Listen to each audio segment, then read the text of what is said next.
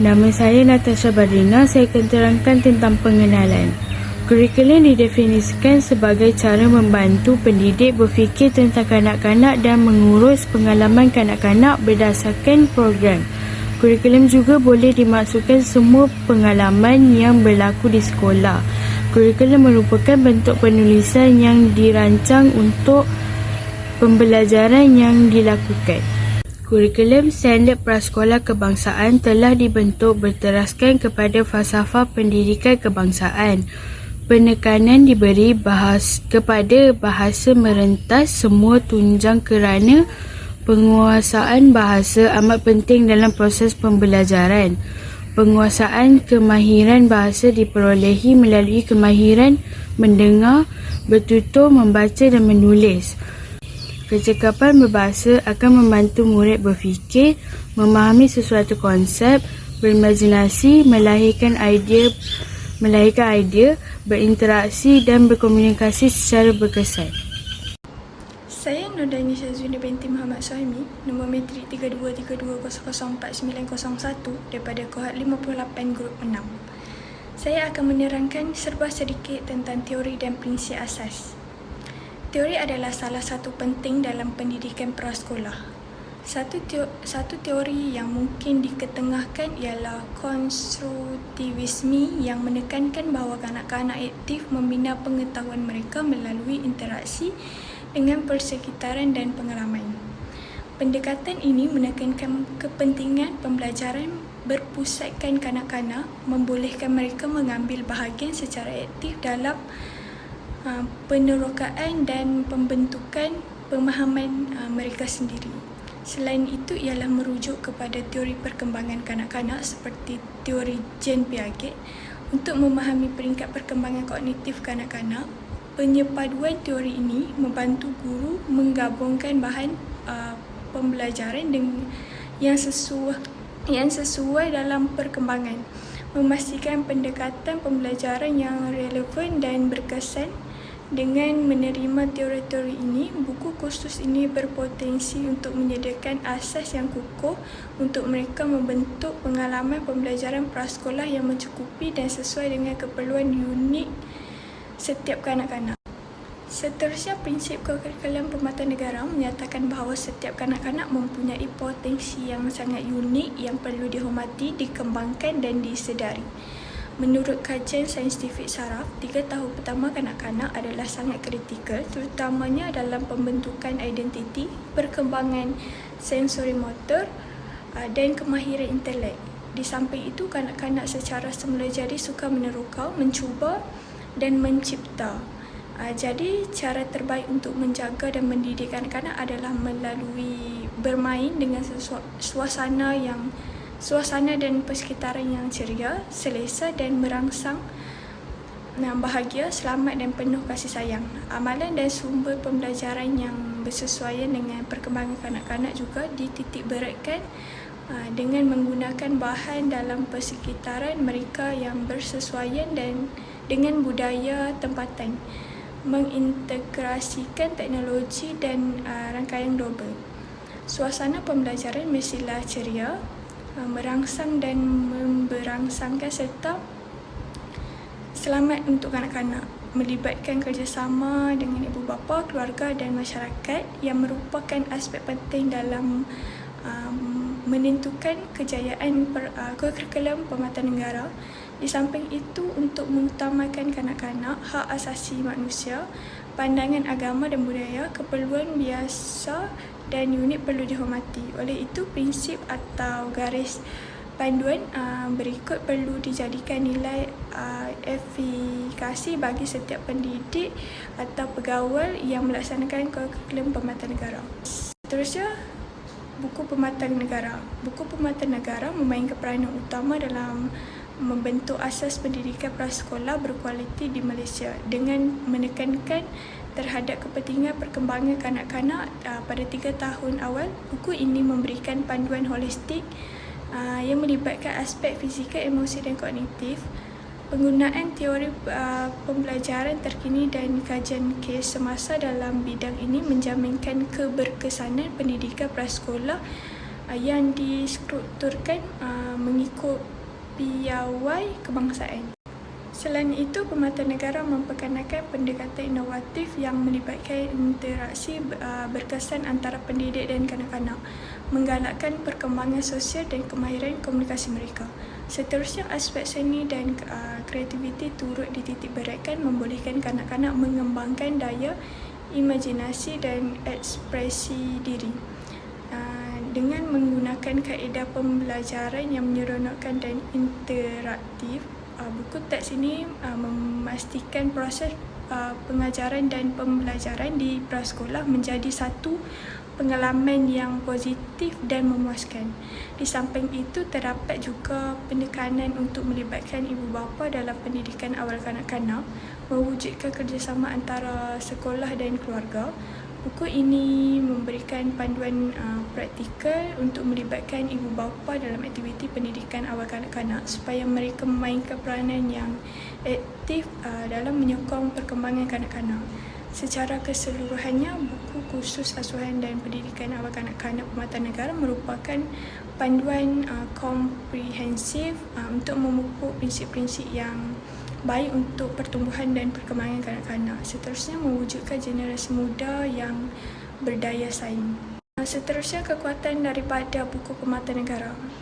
Kekuatan yang dapat dari buku Permata Negara ialah buku ini mengetengahkan pendekatan holistik terhadap perkembangan kanak-kanak, meliputi aspek kognitif, emosi, sosial dan fizikal. Oleh itu, buku ini menyediakan asas yang komprehensif untuk pendidik untuk mereka membentuk pengalaman pembelajaran holistik, memastikan perkembangan menyeluruh kanak-kanak prasekolah. Selain itu, buku ini memandang ibu bapa dan keluarga sebagai rakan kongsi penting dalam pendidikan kanak-kanak. Dengan menggalakkan kerjasama antara guru dan ibu bapa, buku ini mewujudkan jambatan komunikasi yang kukuh dan membina sokongan yang konsisten untuk perkembangan kanak-kanak dengan melibatkan ibu bapa dalam proses pendidikan prasekolah. Buku ini merangsang penyertaan ibu bapa yang aktif dan mengukuhkan sokongan sosial yang diperlukan untuk pembelajaran kanak-kanak. Tambahan pula, buku ini menggabungkan nilai budaya dan kearifan tempatan, memastikan berkaitan dan identiti nasional dalam pendidikan prasekolah. Dengan menerapkan unsur-unsur ini, buku ini dapat membina pemahaman dan penghayatan kanak-kanak terhadap kepelbagaian budaya mereka sendiri. Di samping itu, memupuk semangat untuk warisan tempatan. Buku ini juga menggalakkan kerjasama antara guru, ibu bapa dan komuniti, mewujudkan model pendidikan yang melibatkan semua pihak berkepentingan. Dengan membina hubungan rapat antara institusi pendidikan dan keluarga, buku ini menggalakkan pendekatan inklusif dan mampan untuk pendidikan prasekolah. Dengan cara ini, buku khusus ini bukan sahaja sebagai panduan pengajaran, malah instrumen untuk pembentukan ekosistem pendidikan yang melibatkan semua pihak. Seterusnya, kelemahan daripada buku Permata Negara. Terdapat beberapa kelemahan yang ditemui di buku Permata Negara, seperti buku ini mungkin terlalu menumpukan pada satu pendekatan atau teori tertentu dalam penjagaan dan pendidikan awal. Ini juga boleh mengakibatkan kekurangan kepelbagaian dalam kaedah pembelajaran yang dilaksanakan oleh guru dan mungkin tidak merangkumi spektrum penuh keperluan perkembangan kanak-kanak. Selain itu, sumber-sumber ini mungkin kurang responsif terhadap perubahan dalam masyarakat dan budaya. Kecenderungan untuk mengekalkan kurikulum yang ditetapkan boleh menjadikan mereka ketinggalan zaman atau kurang relevan dengan keperluan dan realiti kanak-kanak pada masa kini. Oleh itu, fleksibiliti dan kesediaan untuk menginteraksikan elemen baharu dan konseptual perlu diambil kira agar buku ini kekal relevan. Akhir sekali, aspek menilai dan memantau kemajuan kanak-kanak mungkin tidak dikembangkan dengan baik dalam buku ini. Kekurangannya menekankan terhadap proses pentaksiran yang holistik dan dibezakan boleh menghalang usaha guru dan memahami kekuatan dan kelemahan setiap kanak-kanak dengan lebih mendalam. Oleh itu, penambahbaikan dalam strategi pentaksiran yang mengambil kira kepelbagaian kanak-kanak perlu diberi perhatian agar dapat memberikan respon pendidikan yang lebih berkesan dan bersesuaian dengan keperluan individu mereka. Saya Nurul Adila binti Zainuddin. Seterusnya, pendekatan Montessori. Model pendidikan Montessori ini diasaskan oleh Maria Montessori pada tahun 1870 hingga 1952 yang merupakan seorang tokoh pendidikan di Rom. Beliau mempunyai pengalaman mengenai pendidikan kanak-kanak yang terancang akal. Pada tahun 1899, beliau terlibat dengan penubuhan sekolah cacat di Rom. Di sekolah ini, beliau menghabiskan masa selama 2 tahun bersama rakan-rakannya bagi melatih guru-guru dalam kaedah pemerhatian dan pendidikan kanak-kanak yang terancang akal. Seterusnya, teori Montessori. Kanak-kanak akan menunjukkan minat kepada sesuatu aktiviti pembelajaran apabila mereka cukup matang dan bersedia mempelajarinya. Montessori telah mengemukakan beberapa konsep asas dalam pembentukan kurikulum kanak-kanak pada peringkat awal. Antara konsep yang dikemukakan oleh Montessori seperti belajar melalui aktiviti bermain bagi kanak-kanak yang sedang membesar bermain adalah satu keperluan. Melalui bermain, kanak-kanak dapat belajar pelbagai perkara dan keadaan ini dikenali sebagai pembelajaran tidak formal. Seterusnya, prinsip asas Montessori. Yang pertama adalah menghormati kanak-kanak. Menurut Montessori, orang dewasa perlu melayan kanak-kanak dengan baik. Guru dan ibu bapa perlu menghormati kanak-kanak dalam pelbagai cara, contohnya membantu kanak-kanak melakukan aktiviti pilihan mereka sendiri. Yang kedua adalah guru perlu menyediakan bahan pembelajaran mengajar cara dengan betul menggunakan bahan yang dipilih dalam aktiviti pembelajaran secara bebas. Assalamualaikum, nama saya Siti Nursyadinah binti Megah Ahmad. Saya akan bentangkan bahagian kekuatan dan kelemahan kurikulum Montessori. Kekuatan kurikulum Montessori adalah dengan melatih kanak-kanak berdikari.